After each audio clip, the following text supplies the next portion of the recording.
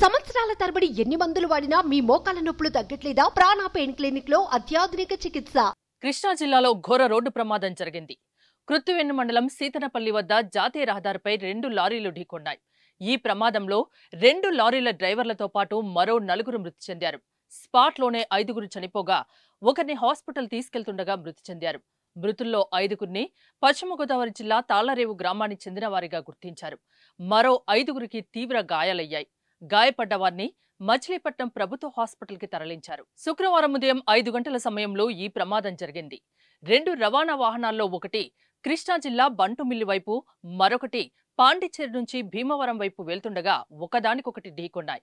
ప్రమాద సమయంలో కృష్ణా జిల్లా బంటుమిల్లి వైపు వెళ్తున్న లారీలో డ్రైవర్తో పాటు 10 మంది ప్రయాణికులు ఉన్నట్లు చెబుతున్నారు.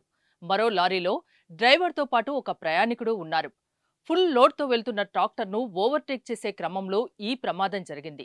ప్రమాదం దాటికి వాహనాలు నుజ్జయ్యాయి. ప్రమాదం జరిగిన వెంటనే సమాచారం అందుకున్న పోలీసులు ఘటనా స్థలానికి చేరుకున్నారు. రోడ్డుపై ట్రాఫిక్ ను క్లియర్ చేశారు.